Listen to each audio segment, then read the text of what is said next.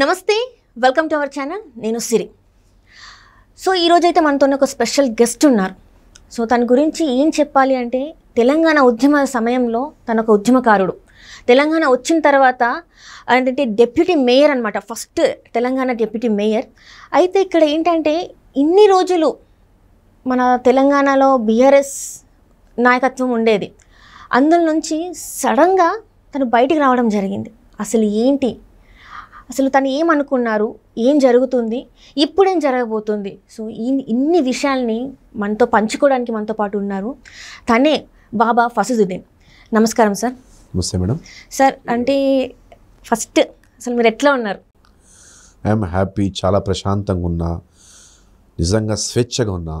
నిజంగా ప్రజాస్వామ్యంలో ఒక నాయకుడు ప్రజలకు సర్వీస్ చేయాలి, ప్రజల కోసం పనిచేయాలి, స్వేచ్ఛగా పనిచేయాలి, ప్రజాపాలన అందించాలనే ఆనందం ఎప్పుడైతే ఒక నాయకులు కలదో ఆ రోజుల్లో అప్పుడు అంత ఆనందంగా ఉన్నా నేను.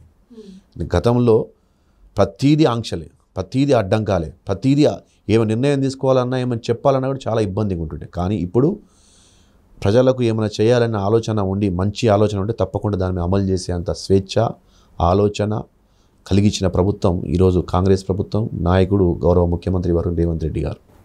ఇక్కడ సూటిగా నా ప్రశ్న ఏంటంటే, మీరు ఉద్యమ సమయంలో ఉద్యమకారులు, మీరు కేసీఆర్ పక్కన అంటే అత్యంత సన్నిహితుడు. మనం చూస్తే మనకు కనబడుతుంది, అన్ని వీడియోలో మీరు ఉంటారు. సో అయితే అంత దగ్గర వ్యక్తి అయిన మీరు సడన్గా ఎందుకు గౌరవం ఇవ్వట్లే అని మీరు అనుకుంటున్నారు? ఎందుకంటే మాకు తెలిసినంత వరకు అయితే మీరే డెప్యూటీ మేయర్ అక్కడ, అంటే ఫస్ట్ తెలంగాణ వచ్చిన తర్వాత ఎందుకు మీకు గౌరవం దక్కలేదు అనుకున్నారు అసలు? ఇగోమ్మ, వాస్తవంగా హైదరాబాద్ నగరంలో 2002 అంటే నేను పార్టీలో 2002లో హైదరాబాద్ నగరంలో బషీర్బాగ్ చౌరస్తాలో ధర్నా చేయాలన్నా బాబా కావాలి, మౌలాలీలో రైలు రోకో అన్నా బాబా కావాలి. 2006-7లో కేటీఆర్ రాజకీయ అరంగేతనం చేసినప్పుడు కూడా తెలంగాణ భవన్లో ఆయన సొంత బర్త్డే కేక్ కట్ చేసుకోవాలన్నా కూడా బాబా కావాలి.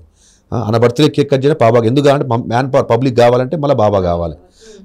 అదేవిధంగా మౌలాలీలో రాస్తా రోకో చేయాలన్నా కూడా బాబా కావాలి. ఎక్కడైనా సికింద్రాబాద్ రైలు రోకో కావాలి, సికింద్రాబాద్ రైల్వే స్టేషన్ రైలు రోకో చేయాలంటే బాబా కావాలి. అమీర్పేట్, ఎస్ఆర్ నగర్ అమీర్పేటలో వంట వార్పు చేయాలంటే కేటీఆర్కు బాబా కావాలి. అదేవిధంగా హైదరాబాద్ నగరు మూలల ఎక్కడైనా ప్రోగ్రామ్ చేయాలంటే బాబా కావాలి. ఎందుకంటే అప్పుడు నేను గ్రేటర్ హైదరాబాద్ విద్యార్థి విభాగం అధ్యక్షుడిగా 2007లో అపాయింట్ చేస్తే 2016 వరకు గ్రేటర్ అధ్యక్షుడిగా 3 సార్లు చేసిన విద్యార్థి అధ్యక్షుడిగా. కాబట్టి హైదరాబాద్ నగరంలో, గ్రేటర్ హైదరాబాద్ నగరంలో ఏ పని కావాలన్నా బాబా కావాలి, బాబా లేని పని. ఎందుకంటే అప్పుడు విద్యార్థులకు నాయకుడిగా యాక్టివ్గా ఉండే, హైదరాబాద్ నగరంలో ఒక ముస్లింగా ముఖ్యంగా తెలుగు ఉర్దూ 2 లాంగ్వేజ్ పైన పట్టు ఉండటం, సాన్నిధ్యంగా ఉండటం, తెలంగాణ ఉద్యమం పైన ఒక విద్యార్థి నాయకుడిగా, ఉద్యమకారుడిగా చాలా ఆవేశంగా, చాలా సిన్సియర్గా, హానబుల్గా, కమిట్మెంట్గా పనిచేసడం వల్ల అందరూ పబ్లిక్ని గ్యాదర్ చేయడంలో కూడా సిన్సియర్ చేయడం వల్ల హైదరాబాద్ నగరంలో ఏ కార్యక్రమం అయినా బాబా ఫసీదుద్దీన్ కావాలి. దాంతోపాటు మీరు ఇప్పుడు ఇందాక అడిగిరు నాకు, మళ్ళీ me as a first deputy mayor ఇచ్చి, ఎస్ రామ్మోహన్ గారికి ఫస్ట్ మేయర్ ఇచ్చారు, ఆయన ఉద్యమకారుడే, నా తోటి ఉద్యమకారుడే, తర్వాత నాకు డిప్యూటీ మేయర్ ఇచ్చారు. అయితే మా తర్వాత మాతో పాటుగా ఇంకొంతమంది కూడా ఇచ్చారు. తెలంగాణ ఉద్యమంలో వాళ్ళ పాత్ర సున్నా. ఇప్పుడు ఉదాహరణకు తలసాని శ్రీనివాస్ యాదవ్ సనత్ నగర్ గారు ఎమ్మెల్యే, మాజీ మంత్రి గారు ఉన్నారు. ఆయన తెలంగాణ ఉద్యమం మనిషినప్పుడు నై తెలంగాణ చెప్పిండు, తెలంగాణనే కాదని చెప్పిండు. పార్టీకి సర్వీస్ సున్నా. ఆయన 2 సార్లు ఎమ్మెల్యే ఇచ్చారు, 2 సార్లు మంత్రి పదవి ఇచ్చారు. ఇప్పుడు మా దగ్గరే ఒక జూబ్లీహిల్స్ ఎమ్మెల్యే గోపీనాథ్, ఆయన మీద నెగిటివే. ఆయన మొత్తం పబ్లిక్కు అందుబాటులో ఉండడు. అన్ని వాళ్ళ రౌడీయిజం గూండాయిజం అంతలా హైదరాబాద్ లంగలకు అడ్డాడంటే గోపీనాథ్ అడ్డా. అలాంటి వ్యక్తికి 2 సార్లు ఎమ్మెల్యే ఇచ్చారు. హైదరాబాద్ నగరంలో ముఖ్యంగా ఎవరుంటారండి హైదరాబాద్లో పాత్ర? హైదరాబాద్లో ఎక్కువగా ఉండేది బీసీలు ఉంటారు, హైదరాబాద్లో ముస్లిమ్స్ ఉంటారు. అలాంటి ఆ ఇద్దరిని పక్కన పెట్టి ఆయన సామాజిక వర్గం అని చెప్పి ఆయనకు పట్టం కట్టిరు. చలోగా ఆయన వ్యక్తి మంచిగా అంటే ఆయన సామాజిక వర్గం ఆయనకు ఒప్పుకోరు మంచిగా, ఆయనకంట ఆయన సామాజిక వర్గంలో ఆయనకు యాక్సెస్ లేదు సరిగ్గా. అలాంటి వ్యక్తిని తీసుకుపోయి హైదరాబాద్ అధ్యక్షుడిని చేసిరు. మా తర్వాత ఉద్యమంలో సున్నా పాత్ర ఉన్నవాళ్ళు, పార్టీకి సర్వీస్ చేయని వాళ్ళకు వాళ్ళ కుటుంబానికి, వాళ్ళ పిల్లలకు సాన్నిధ్యం, దోస్తీ, ఫ్రెండ్షిప్ ఉందని చెప్పి వాళ్ళకి పెద్ద పదవులు అంటగట్టిరు. అంటే ఇక్కడ ఏంటంటే ఉద్యమకారులకి పెద్దపీట వేస్తా అని చెప్పిండ్రు, దళితులకి సీఎం సీట్ ఇస్తా అని చెప్పిండ్రు. ఇక్కడ దళితుల గురించి మాట్లాడడం లేదు, ఉద్యమకారుల గురించి మాట్లాడడం లేదు. ఎవరి దగ్గర అయితే అంటే వలస వచ్చిన వాళ్ళకి ఎక్కువ ప్రాధాన్యత ఇచ్చిండ్రు, కానీ ఎక్కడ చూసినా కూడా ఒక దళితుల గురించి మాట్లాడింది లేదు, బీసీ గురించి మాట్లాడింది లేదు. ఏ సామాజిక వర్గం గురించి మాట్లాడిండ్రు మీరు ఇక్కడ? అంటే ఇక్కడ చూస్తున్నట్టయితే బీసీకి పెద్దపీట ఇస్తా అన్నారు, అవునా కదా? సో ఏసిండ్రా లేదా మీరు చెప్పండి.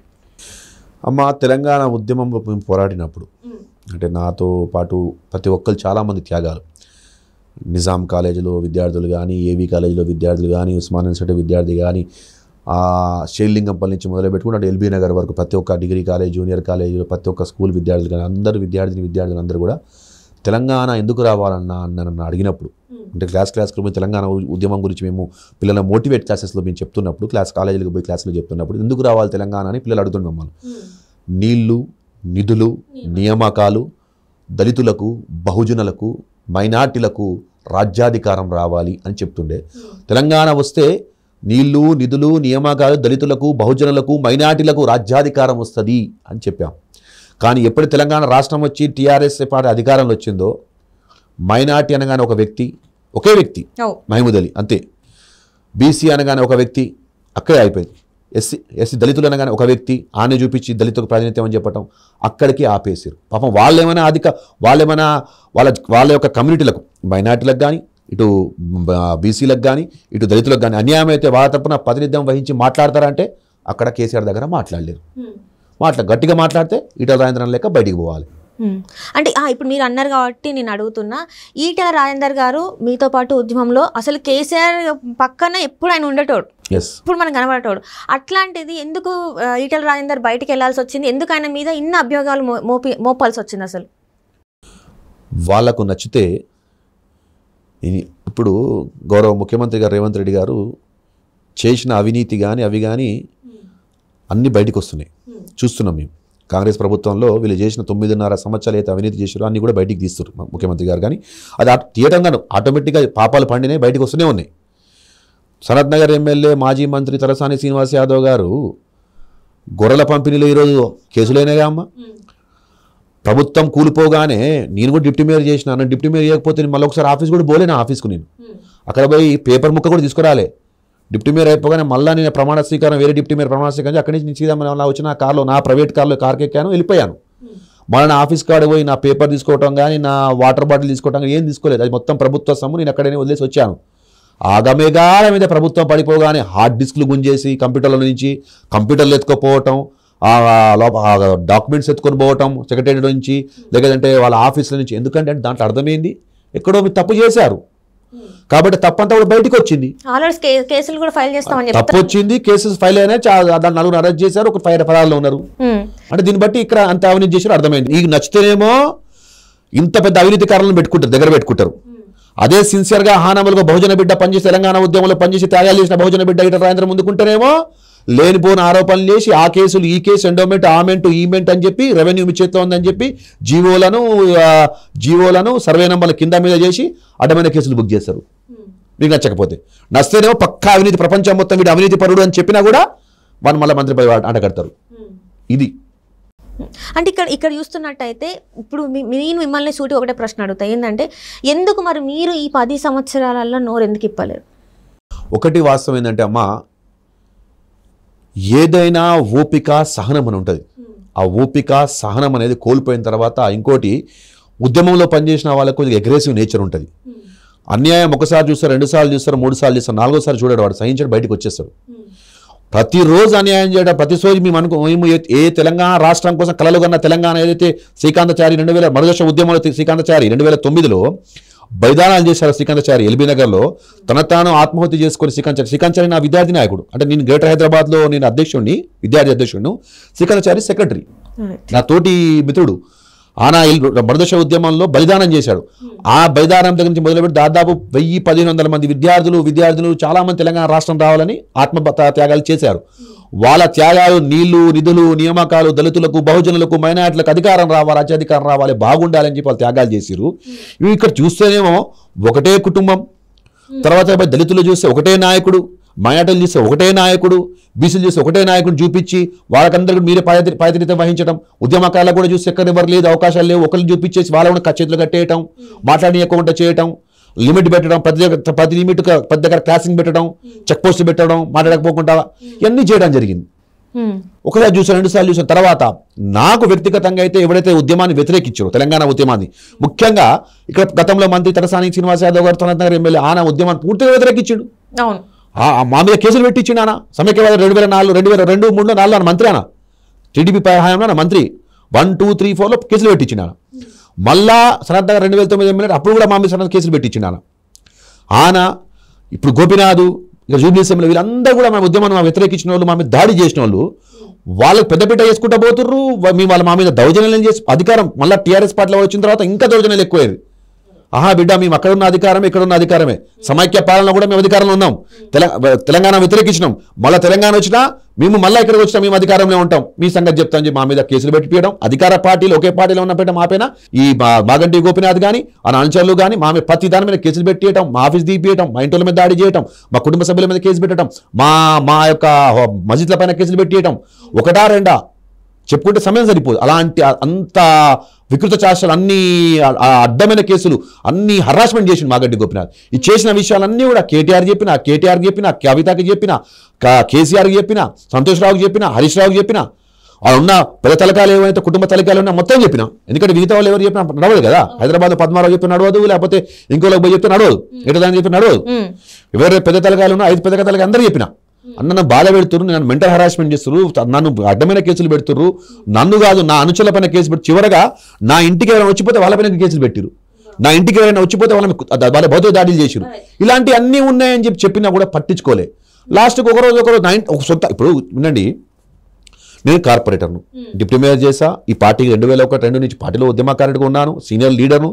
నా ఇంటికి నా పక్కన డివిజన్కు నా కులపోడు, నా చుట్టము ఇంటికి ఆ ట్విట్టర్లో ఎవరో పెట్టిందని చెప్పి మా ఇంటికి డిన్నర్కి వస్తా అని చెప్పి మన కేటీఆర్ బోరమండకి వచ్చి తెలుసు కదా మీకు. నాకు ఇంటిమేషన్ లేదు, నాకు చెప్పారు రామంజీ, నాకు ఇంటిమేషన్ లేదు, చెప్పకుండా చెప్పలే, డైరెక్ట్ వచ్చేసిండు. నేను కార్పొరేటర్ ఆ డివిజన్ నేను కార్పొరేటర్ ప్లస్ ఎవరైతే ఇంటికి పోతుందో అతను నా రిలేషన్, అతను ముస్లిం, అతను నా రిలేషన్. అతనేమో బావాను వస్తలేవా కేటీఆర్ వస్తుంటే నాకు ఏం చెప్పాలి, సిగ్గుతో చంపుకోవాలి, లేదా నేను బయట ఉన్నారా, నువ్వు కేటీఆర్తో కంటిన్యూ చేయరా అని చెప్పి. అసలు ఇక్కడ జూబ్లీ హిల్స్ ఈ మాగంటి ఈ గోపినాథ్ అసలు మీకు ఆయనకు భయం అండి. పర్సనల్గా ఒకటే, I am the moment leader, I am sensible honourable public service ఇచ్చిన ఒక ప్రజాప్రతినిధి, నేను పబ్లిక్ సర్వీస్ ఇచ్చిన ప్రజాప్రతినిధిని, సర్వీస్ ఇచ్చిన పబ్లిక్ ఎలక్టెడ్ మెంబర్ నేను. ఆయన సప్లయింగ్ కంపెనీసు, ఆయనకు సినీ ఫీల్డ్, ఇవన్నీ కంపెనీస్ ఉన్నాయి ఆయనకు. మాకేమో అవి లేవు. మాకేమున్నాయంటే మా దగ్గర హానబుల్గా, సిన్సియర్గా, కమిట్మెంట్గా పబ్లిక్ సర్వీస్ చేసే మూమెంట్ లీడర్ను, పబ్లిక్ సర్వీస్ చేసే కమిట్మెంట్గా పబ్లిక్ ఎలక్టెడ్ కార్పొరేటర్గా మెజార్టీతో గెలిచిన, హైదరాబాద్లో మొన్న టాప్ 1 మెజార్టీతో 150లో టాప్ 1 మెజార్టీతో గెలిచిన, 74.5 వచ్చిన మెజార్టీతో పర్సంటేజ్ వచ్చిన కార్పొరేటర్ నేను. ఆయనకి ఇవన్నీ లేవు. ఆయన నోరు తెస్తే మాట రాదు, తెలుగు సరిగా రాదు, హిందీ ఉర్దూ సరిగా రాదు. ఇంకోటి, మా జూబ్లీస్ నియోజకవర్గంలో 42% ముస్లింలు ఉన్నారు, 42% ముస్లిమ్స్ ఉన్నారు. 6 మంది కార్పొరేటర్ ఉంటే 3 కార్పొరేటర్ ముస్లిం కార్పొరేటర్లు ఉన్నారు నాతో కలుపుకొని. ఇవన్నీ ఎక్కడ బాధ, నా సీట్ ఎక్కడ వెళ్ళిపోతుంది అని చెప్పి ఆయన ప్రతిదీ భయమే.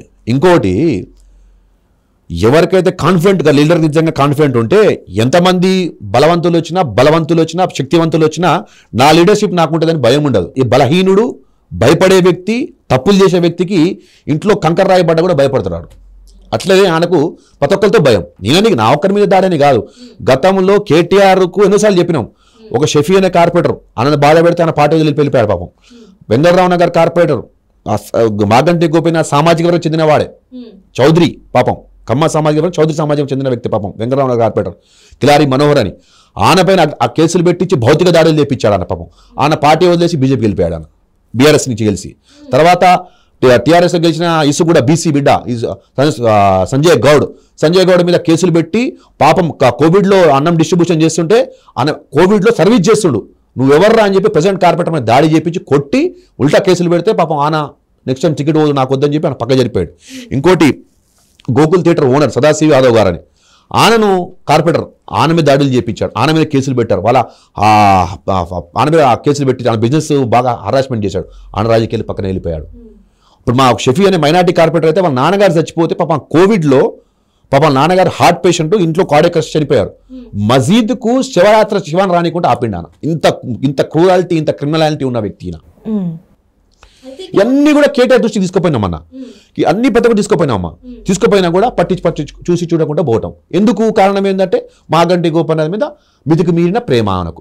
ఎందుకు అట్లా ఉంటుంది? ఎందుకంటే మీరు ప్రజల కోసం ఇక్కడ రాష్ట్రం కోసం ఇంత ఉద్యమం చేసి అంటే మీరు చావు అంచులో అంటే ఇప్పుడు కేసీఆర్ ఒక్కడే అంటే చావు నోట్ల తలకాయ పెట్టి తెలంగాణ తెచ్చిన అని చెప్పేసి ఆయన చెప్పుకుంటాడు, కానీ ఇంతమంది బలిదానాలు అయినాయి, ఎంతో మంది ఆత్మాహుతి చేసుకున్నారు, ఎంతో మంది ప్రాణత్యాగాలు చేసిండ్రు, వాళ్ళందరూ కూడా తెలంగాణ రావడానికి కారణమే కదా. కానీ ఈయన మాత్రం ఈయన ఒక్కడే ప్రొజెక్ట్ చేసుకుంటారు. సో మీలాంటి వాళ్ళకి ఎందుకు ప్రాధాన్యత తగ్గింది? అండ్ ఇప్పుడు కూడా కొంచెం అట్లనే అనిపిస్తుంది, ఇంకా కూడా ఉద్యమకారులకి తెలంగాణ కోసం పోరాడిన వాళ్ళకి ఇంకా అంత విలువ లేదు అని అనిపిస్తుంది. ఇది నిజం కాదంటారా? 100% 101% తెలంగాణ ఉద్యమకారులకు బీఆర్ఎస్ పార్టీ టీఆర్ఎస్ నుంచి బీఆర్ఎస్ ఎప్పుడైతే మారిందో అది ఒక కార్పొరేట్ కంపెనీగా తయారైంది. ఆ కార్పొరేట్ కంపెనీకి వర్కింగ్ ప్రెసిడెంట్ కేటీఆర్ CEO. ఆ CEO గారికి ఉద్యమకారులు అంటే ఇష్టం ఉండదు. తెలంగాణ ఉద్యమం కోసం నిస్వార్థంగా ప్రాణాలను పణంగా పెట్టి పనిచేసిన ఉద్యమకారులు, జీవితాలను త్యాగం చేసి పనిచేసిన ఉద్యమకారులు అంటే ఆయనకు కేటీఆర్కు ఇష్టం ఉండదు. చూద్దాం కేటీఆర్ లిస్టులో ఎవరు ఉన్నారు ఇప్పుడు టీఆర్ఎస్ పార్టీలో. ఇప్పుడు మొన్న ఇచ్చిన 119లో ఎంతమంది ఉద్యమకారులు టికెట్ ఇచ్చారు? ఎంతమంది మొన్న క్యాబినెట్ మొన్న జరిగిన లాస్ట్ క్యాబినెట్ ఎంతమంది క్యాబినెట్లో ఉద్యమకారులు ఉన్నారు? పోయిన క్యాబినెట్ ఫస్ట్ 2014 క్యాబినెట్లో చూసుకున్న ఉద్యమకారులు ఎంతమంది ఉన్నారు? 2018 క్యాబినెట్లో ఎంతమంది ఉద్యమకారులు ఉన్నారు? తగ్గిపోయారు. అంతే. సికింద్రాబాద్ ఎమ్మెల్యే పద్మారావు 2018 భారీ మేడతో గెలిచిండు. ఏమిచ్చారండి? క్యాబినెట్ కూడా తీసుకోలేను. బీసీ గౌడు. తలసాని శ్రీనివాస్ నయ్య అన్నాడు, ఆయనకు 16లో మంత్రి పదవి ఇచ్చారు రాగానే టీడీపీ నుంచి, మళ్ళీ 18లో మళ్ళీ టీఆర్ఎస్ గెలవగానే మళ్ళీ మంత్రి పదవి ఇచ్చారు. ఆయనకి ఎంత బాధ కలుగుతుందండి ఉద్యమంలో పనిచేసి?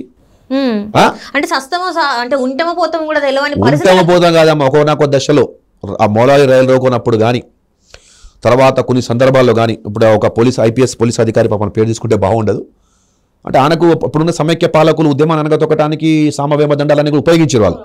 అయితే వాడు ఏం చేసిండంటే నాతో పాటు ఒక యూనివర్సిటీలో కొంతమంది ప్లస్ హైదరాబాద్లో కీ రోల్ ఉన్న స్టూడెంట్ లీడర్స్ను టార్గెట్ చేశారు. ఒక 7-8 మెంబర్స్.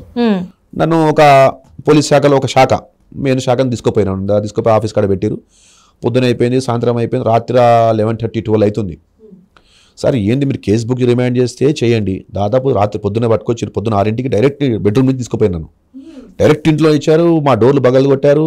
డైరెక్ట్ ఇంట్లో నుంచి నన్ను తీసుకొని 6 o'clock వెళ్ళిపోయారు. మా ఫాదరు మా మదర్ ఇద్దరు కూడా గవర్నమెంట్ సర్వెంట్స్ మొత్తుకుంటున్నారు, మీరు పోలీస్ వాళ్ళ కాదు సివిల్ డ్రెస్ మీద వచ్చారంటే. మళ్ళీ అప్పుడు నేను ఎంసైన్స్ టాస్క్ ఫోర్స్ డిపార్ట్మెంట్ అంటే రాసిన ఐడి కార్డు అంతే. మా నాన్న ఐడి కార్డు డీటెయిల్ మొత్తం నోట్ చేసుకొని ఫోన్ నెంబర్ నోట్ చేసుకొని దాన్ని కన్ఫర్మేషన్ చేసుకొని పోలీసు వాళ్ళు అని చెప్తే ఓ టాస్క్ ఫోర్స్ సభ్యులు తీసుకుపోయిందని ఓకే అని చెప్పింది. పొద్దున 6ంటికి తీసుకుపోయి రాత్రి 11:30-12 అవుతుంది. ఆ 11:30-12 అవుతున్నా కూడా ఏంది సార్ డీసీపీ గారు మనం పంపిస్తారా పంపిరా అంటే, ఇవన్నీ కాదువా మీరు ఏం చేస్తున్నారు నాకు మొత్తం తెలుసు, మీరు చాలా అగ్రెసివ్గా పోతుర్రు, ఒక 6-7 పేర్లు ఉన్నాయా మిమ్మల్ని అడవి తీసుకుపోతా అన్నాడు. అంటే అడవి తీసుకుంటే అర్థం కాలేదు. నేను మాకు చిన్న ఏజ్ కదా, అడవి తీసుకుపోతే అర్థం కాలేదు. ఇంకెందుకు తీసుకుపోతారా భయ్, మీరు చాలా ఎక్కువ అయిపోయింది, మీరు ఆపుతలేరు చాలా, మీకు మీ ఒక్కలే తెలంగాణ వస్తుందా? తెలంగాణ వస్తుందా? తెలంగాణ వస్తుందా దగ్గర బిడ్డ, మీరైతే అడిగికి పోతే అట్టించడం వెళ్ళిపోతారు ఇంటికి బోరిగా అని అడిగా. సార్ మీరు తీసుకోపోయినా, మీరు అడ్డమైన కేసులు పెట్టినా, నువ్వు అడుగు తీసుకోపోతే నాకు అర్థమైపోయింది, ఎన్కౌంటర్ చేస్తేమో చేసుకో. 1969 ఉద్యమంలో విద్యార్థి నాయకులు అప్పుడే ఉన్న విద్యార్థులు దాదాపు 390 మంది విద్యార్థులు ప్రాణత్యాగాలు చేసిరు. పోలీసుల బంధువుల తూటాలకు బలైపోయిరాలు. మొదటి దేశ తెలంగాణ ఉద్యమంలో నా తోటి విద్యార్థి నాయకుడు శ్రీకాంచారి చచ్చిపోయిండు. మేము పోలీసుల బంధువుల తూటాలకు భయపడలే, సచ్చినా సరే గతంలో 1969 మరదశ ఉద్యమాలు ఏదైతే బలిదానాలు చేశారో మా అన్నలు, అదేవిధంగా ఈసారి బలిదానం చేశారు. తెలంగాణ రాష్ట్రం రావడం కోసం సిద్ధంగా వచ్చాము మేము. అన్నిటి వది తీసుకుపో సార్ ఎన్కౌంటర్ చేస్తాం చేయన్న, అది మీకు భయం లేదేంద్ర అన్నాడు. పాపం వాడు ఆ చేతిలో వెళ్ళి పాపం డీసీపీ చేతిలో పాపం కానీ ఒక లిస్ట్ తీశాడు. లిస్ట్ తీసి పేరు పాడించాడు. దాంట్లో నేను ఉన్న పిడమర్తి రవి ఉన్నాడు. ఇప్పుడు పిడమర్తి రవి ఉన్నాడు కదా మా జేఏసీ చైర్మన్, విద్యార్థి జేఏసీ చైర్మన్ పిడమర్తి రవి ఉన్నాడు. ఇంకా పిడమర్తి రవి ఉన్నాడు. కైలాష్ నేత ఒకడు ఉన్నాడు. పాపం పీడిఎస్యూకి వెళ్ళి మరొక మహిళా నాయకురాలు పాపం పద్మక్ అనుకుంటా, పీడిఎస్ పద్మక్ అని ఎవరుండే, ఒక 4-5 పేర్లు వాళ్ళే ఉండే, నా పేరు కూడా ఉంది దాంట్లో. తీసుకపోతే పక్కన నువ్వైతే హైదరాబాద్లో బాగా ఎక్కువ చేస్తున్నావు, నీ సంగతి నేను చూస్తున్నా, నువ్వు సెక్రటరియట్ ముట్టడి అంటున్నావు, లేకపోతే హైదరాబాద్లో అక్కడ రాస్తారు ఇక్కడ రాస్తారు అంటున్నావు, బాగా డ్యామేజ్ చేస్తున్నావు ప్రభుత్వ ఆస్తులు అవి, నేనైతే వదిలేదు లేదురాబాయ్ అన్నాడు. మీ ఇష్టం సార్ ఏం చేసిన అన్నాడు. మళ్ళీ 11:30-12 నుంచి ఒక 2 గంటలు కూర్చోబెట్టిండమ్మా. 2 o'clock ఏమో రాత్రి మళ్ళీ 2 అవుతుంది, రాత్రి 2 అవుతుంది. ఏమనుకున్నాడో ఏమో పిలిపించిండు. మళ్ళీ ఎప్పుడైతే ఎంత అగ్రెసివ్గా మాట్లాడాడు 11:30కి, రాత్రి అదే 2 o'clock అది గారు తమ్ముడు, ఇది గారు తమ్ముడు, నేను తెలంగాణ వాళ్ళే, నేను మీ తెలంగాణ వాడిని, నేను ఇక్కడ పుట్టిన వాడిని, ఒక జిల్లా పేరు చెప్పం మళ్ళీ నేను ఈ జిల్లా వాడిని, సొలానా ఓకే సార్. ఇప్పుడు ఏమంటారు అన్న, ఏం లేదు జరా అర్థం చేసుకోండి, మాకు ప్రెషర్ ఉంది, మీరు ఇంత అగ్రెసివ్గా పోవద్దు అంటే, సార్ అగ్రెసివ్గా పోవద్దంటే ప్రాణాలే పోతున్నాయి. శ్రీకాంత్ చారి నాతో పాటు విద్యార్థి నాయకుడు, నాతో పాటు నేను ప్రెసిడెంట్ అన్న సెక్రటరీ, వాడే చచ్చిపోయాడు. వాడు బాగా త్యాగాలు కాక అనుగు భూమారెడ్డి చచ్చిపోయాడు. సెకండ్ ఎర్రగడ్డలో ఒక నా మిత్రుడు ఫస్ట్ లెటర్ రాసిండు, అనుగు భూమారెడ్డి చచ్చిపోయాడు. వీళ్ళందరూ చనిపోయారు అన్న, అట్లేం లేదు సార్, మీరు 100% పోతాం, తప్పకుండా మా రాష్ట్రం రావడం కోసం ఎన్ని త్యాగాలని చేస్తాం, అవసరం నా ప్రాణమైన పర్లేదు సార్ అన్నారు. నీకు పెళ్ళైందా అన్నాడు. అవును సార్, రీసెంట్గా 2009లో పెళ్ళైంది సార్ అన్న. పెళ్ళి కూడా ఇంకా మాకు హార్డ్లీ 2 months 3 months అవుతుంది సార్ అన్న. 2 months 3 months ఇంకా 2 months కూడా కాలేదు సార్, ఇది ఫస్ట్ మంత్ రన్నింగ్ అన్న. అది మీకు Fridays ఉంటాయి కదా అంటే, అవును సార్ మాకు ఎవ్రీ Friday ఫంక్షన్ ఉంటుంది మా ఇంట్లో, నువ్వు Friday ఉన్నా తీసుకొచ్చినావు కదా సార్ అని అన్న. నవ్వి 2 o'clock ఓకే అని చెప్పి మళ్ళీ మీ పిల్లోని పంపిస్తున్నాం. ఏమో కూడా మా నాన్నగారు ఫోన్ చేసి మీ అబ్బాయిని పంపించేస్తున్నాం సో ఒక కానిస్టేబుల్ అని చెప్పి మళ్ళీ మా నాన్నగారిని పిలిపించి జామీ తీసుకొని పంపించాడు. ఎందుకు ఇంత ఘనం అసలు? కక్ష అనుకోవాలా, లేకపోతే వీళ్ళు ఒక ప్లాన్ చేశారనుకోవాలా సార్? నాకు అర్థం కానంటే ఏంటంటే బంగారు తెలంగాణ అని, అసలు బంగారు తెలంగాణ వచ్చిందంటారా? బంగారు తెలంగాణ వచ్చిందో లేదో తెలియదు కానీ వాళ్ళ ఇంట్లో బంగారం పెరిగింది. బంగారు తెలంగాణ ఇక్కడ రాలే కానీ వాళ్ళ కుటుంబంలో మాత్రం బంగారం కట్ట టన్నులుగా బంగారం పెరిగింది. అంటే ఇక్కడ చాలా మందికి బంగారు తెలంగాణ అని చెప్పేసరికి అప్పుడు ఉద్యమంలో మస్తు మంది పార్టిసిపేట్ చేసిండ్రు. చాలా మంది అంటే చాలా మంది విద్యార్థులే కావచ్చు, ఏజ్డ్ పర్సన్సే కావచ్చు, ఎంతోమంది ప్రాణాలు కోల్పోయిన, కొంతమంది వికలాంగులు కూడా అయినరు. అంటే బుల్లెట్లు దాకి అంటే కొన్ని దెబ్బల వల్ల వాళ్ళు వికలాంగులు కూడా అయిన పరిస్థితి. వికలాంగులు కాదమ్మా, కొంత దగ్గర లాఠీ చార్జ్ చేస్తే అంటే వాస్తవంగా ఎక్కడ కూడా రబ్బర్ బుల్లెట్ తగిలినాయి, ఎక్కడ కూడా ఒరిజినల్ బుల్లెట్ ఎక్కడ యూజ్ చేయలేదు. శాంతియుతంగా ఉద్యమం అగ్రెసివ్గా నడిచినప్పుడు కూడా లాఠీ చార్జ్ చేసినప్పుడు కొంతమందికి తల తగిలినప్పుడు కానీ, వీపుల మీద తగిలినప్పుడు కానీ, వాళ్ళ రిప్స్ మీద తగిలినప్పుడు కానీ చాలామందికి ఇప్పటికి కూడా వాళ్ళు చాలా శారీరకంగా కానీ వేరే విషయాల ఫ్యామిలీస్లో కానీ చాలా సఫర్ అవుతున్నారు. నాతో పాటు కొంతమంది విద్యార్థి నాయకులకి ఎంత బాధాకరం విషయం అంటే, వాళ్ళకు బ్యాక్ సైడ్ లాఠీ చార్జ్ అయినప్పుడు కొడితే వెనుపైస మీద గ్యాప్ వచ్చేసి అతను ఇప్పుడు బండి నడిపించలేడు, కారు నడిపించలేడు, సరిగ్గా ఎక్కువసేపు కూర్చోలేడు, పండుకుంటే కూడా చాలా కుషన్ బెడ్స్ సపరేట్గా కొనుక్కోవాలి, అది దాంట్లో పండుకోవాలి. పాప మన కరీంనగర్ రోడ్ ఆన మొత్తం కూడా అన్న నాకు ఒక్క పోస్ట్ అయితే ఇవ్వండి అన్న, ఈ తెలంగాణ రాష్ట్రం కోసం ఎన్ని త్యాగాలు చేసినా నాకు ఒక్క మెంబర్ అయినా పోస్ట్ అయినా ఇవ్వనంటే ఒక పోస్ట్ మెంబర్ కూడా ఇవ్వలేదు. ఏడ్చుకుంటే అయిపోయింది పాపం. మొన్న కూడా ఇప్పుడు బెడ్ రిటర్న్లో ఉన్నాడు, తిప్పి కొడితే 42-43 సంవత్సరాలు ఉంటాయి. మరి అదే పరిస్థితులలో బాల్కా సుమన్ ఇప్పుడు ఈ మధ్యనైతే మస్తు వార్తలలో ఆయన పేరు ఇట్లా మోగిపోతుంది. మరి బాల్కా సుమన్కి ఎట్లా వచ్చిందంటారు? ఆయన ఉద్యమకారుడే కదా, మరి ఆయనకి అంత ఈజీగా ఎట్లా వచ్చింది? 2002 బాల్కా సుమన్ గారు పాపం 2007-8 లైన్లో ఆయన వచ్చేసిండు. ఇక ఆయనకి ఎట్లా అంటే మసిబూసి మారడిగా చేయడంలో ఆయన దిట్ట వాస్తవంగా దిట్ట ప్లస్ ఏదో ఒక అమ్మకడంక చేస్తాడు, వెంటనే ఆయన ఎలివేట్ చేస్తాడు. మొన్న గౌరవ ముఖ్యమంత్రి రేవంత్ రెడ్డి గారి పైన ఒక ఎంపీగా పనిచేసినావు, నువ్వు ఒక ఎమ్మెల్యేవి, ఎంపీగా పనిచేసినావు, మెంబర్ ఆఫ్ పార్లమెంట్వి, తర్వాత అసెంబ్లీలో ఒక ఎమ్మెల్యేగా పనిచేసి మరి తర్వాత విప్లు కూడా ఉండే ఇవన్నీ చూసినోడివి చేసి మొన్న ఒక మీటింగ్లో మాట్లాడేటప్పుడు మాట్లాడాలి, చెప్పులు చూపించడం, మాట తీరు ఎంత బాధాకరమైన విషయం. ఒక ప్రజాస్వామ్యంలో విమర్శించాలి, ప్రతిపక్షం అంటేనే అధికార పక్షాన్ని విమర్శించాలి, అధికార పక్షాన్ని ప్రశ్నించడానికి విమర్శించడానికి ఒక హద్దు ఉంటుంది. డైరెక్ట్గా చెప్పులు చూపించి ఆయన ముఖ్యమంత్రిని పట్టుకొని చేయటం చాలా బాధాకరమైన విషయం. ఎందుకంటే హైలైట్ కావాలి, చర్చ కావాలి కదా, అందుకని అన్ని ఛానళ్ళలో చర్చ. అంటే ఇక్కడ ఏమంటున్నారు అంటే ఇట్లాంటిదంతా కూడా కేసీఆర్ దగ్గర నుంచి నేర్చుకున్నారు అందరూ అని చెప్పేసి మాట్లాడుతున్నారు. ఇది వాస్తవం అంటారా? మరి కేసీఆర్ దగ్గర నేర్చుకోవడం వాస్తవమే, ఎందుకంటే ఆయన మాటలు ఇంకా ఆఫ్ ద రికార్డ్ కేసీఆర్ మాటలు అంటే మనం ఇల్లేము, చెవులకి రక్తం రావాలి. మనం సభలలో కూడా వినొచ్చు కదా, మనం చెవులకి రక్తం రావాలంటే చెప్తున్నా, చెవులకి రక్తం రావాలి. ఇదంతా ఏమంటున్నారు అంటే కేసీఆర్ గారు ఏమంటారు అంటే ఇదంతా తెలంగాణ సంస్కృతి, తెలంగాణలో ఇట్లనే మాట్లాడతారని అంటారు. నిజంగా వాస్తవంగా తెలంగాణ ఇట్లనే మాట్లాడతారా? మరి మీరు కూడా తెలంగాణ వాది, సరే మీరు కూడా తెలంగాణ ప్రాంతంలో పెట్టిన బిడ్డగా, మీ పూర్వీకులు తెలంగాణలో ఉన్నారు, మీరు తెలంగాణ ఉద్యమం చూసిన వాళ్ళు, మళ్ళీ మీరు ఆదిలాబాద్ జంగల్ జమీన్ అని పోరాడిన ఆదిలాబాద్ బిడ్డ మీరు, మళ్ళీ మీ ఆదిలాబాద్ లో అసలు ఇట్లనే మాట్లాడతారా? అసలు నేను బిల్కుల్ ఎక్కడిలే కదా, నేను అదే అంటాను, ఎందుకు ఇట్లాంటిది తీసుకొచ్చి ఎందుకు ప్రజలలో ఒక అపోహ సృష్టిస్తాను? నేనేమన్నా అమ్మా, నేను తెలంగాణ వాడిని, నువ్వు తెలంగాణ వాళ్ళని, తెలంగాణ బిడ్డవి, నువ్వు ఆదిలాబాదు జంగల్ జమీన్ ఎందుకంటే కొమరం భీం పోరాట యోధుడు, జల్ జంగల్ జమీన్ అని పోరాటం చేసిండు. అప్పుడు ఉన్నటి పాలకులకు వ్యతిరేకంగా అడవి బిడ్డల కోసం పోరాటం చేసిన గొప్ప వ్యక్తి. ఆ ప్రాంతంలో పెట్టినవాళ్ళు. వాస్తవం హైదరాబాద్ వాళ్ళు ఎంత అమాయకంగా ఉంటారో ప్రశ్నించడం మొదలు పెడితే మాత్రం అంత అగ్రెసివ్గా ఉంటారు. మీ హైదరాబాద్లో ఉందా ఆ కల్చర్, లాంగ్వేజ్ ఉందా? ఎక్కడే నేను మెదక్ బిడ్డగా నాకు హైదరాబాద్ ఎక్కడ కల్చర్ ఉందా? నేను హైదరాబాద్ పుట్టి పెరిగినా, నాక్కడే ఉందా హైదరాబాద్లో? ఇలా గట్టిగా మాట్లాడతాం కానీ బుద్ధి మాటలు ఉండవు. ఈడ గట్టిగా అంటే దిల్సే మాట్లాడతాం. దిల్సే వాస్తవంగా తెలంగాణ అంటే దిల్సే బాత్ కర్తే, సచ్ బాత్ కర్తే, సహీ బాత్ కర్తే. దిల్సే బాత్ కర్తే, సచ్ బాత్ కర్తే, సహీ బాత్ కర్తే తెలంగాణ అంటే. అంతేగాని బూతు మాటలు ఎక్కడ ఉండవు. గలత్ బాత్ కనేరేత. ఇక ఆయన మాట్లాడింది తెలంగాణ భాష యాష అంటే అనవప్పు, ఆన విధేద కొద్ది. ఇదంతా పక్కన పెడితే ఇప్పుడు మీరు బీఆర్ఎస్ నుంచి వెళ్ళి అంటే టీఆర్ఎస్ బీఆర్ఎస్ టీఆర్ఎస్ బీఆర్ఎస్ ఎప్పుడు అయిందో ఒక కార్పొరేట్ కంపెనీగా మారిపోయింది. పెట్టుబడిదారులు, కంపెనీలు, సప్లయింగ్ కంపెనీలు, బిజినెస్ మ్యాన్లు, కార్పొరేట్ కంపెనీలు వీళ్ళందరూ చేరిన దాంట్లో. అదే ఇప్పుడు ఆ దానికి సీఈఓ ఏమో కేటీఆర్. దాంట్లో నుంచి ఇప్పుడు మీరు సడన్ గా 10 సంవత్సరాల తర్వాత కాంగ్రెస్ లోకి జంప్ అయినారు. అసలు కాంగ్రెస్ లోకి జంప్ అయిన తర్వాత మీకు అనిపిస్తుందా అంటే డెవలప్ అయిందని చెప్పుకుంటున్నారు ఇక్కడ, గత ప్రభుత్వం చెప్తుంది మేము తెలంగాణని మస్తు డెవలప్ చేసినామని. ఇప్పుడు దానికి ధీటుగా కాంగ్రెస్ ప్రభుత్వం డెవలప్ చేస్తుంది అంటారా, అవుతుంది అంటారా, మనం చూడగలుగుతామంటారా? ఎందుకంటే అమ్మా 100% చేస్తారు. వాస్తవంగా 9.5 సంవత్సరాలు మిగులు బడ్జెట్ ఉన్న తెలంగాణ రాష్ట్రాన్ని అప్పుడున్న కాంగ్రెస్ పార్టీ టీఆర్ఎస్కు అప్పజెప్పిపోయింది. ఇప్పుడు బీఆర్ఎస్, అప్పుడు టీఆర్ఎస్ పార్టీకి కేసీఆర్కి అప్పజెప్పిపోయింది. మిగులు రాష్ట్రాన్ని తీసుకుపోయి అప్పుల రాష్ట్రంగా చేసారు. లక్షల కోట్లు అప్పుల రాష్ట్రంగా చేసారు. ఏమైనా ఒక సామాన్యుడికి చేసిర్రా అంటే వాళ్ళ పైసలు వాళ్ళకి ఇచ్చే నేను చేసినా అన్నారు. అప్పుల పాలు చేసిరు. ప్రభుత్వ ఉద్యోగికి కష్టపడి నెల మొత్తము నెల ఫస్ట్కో, సెకండ్కో, థర్డ్కో, ఫోర్త్కో ఈఎంఐలు కట్టుకోవాలి.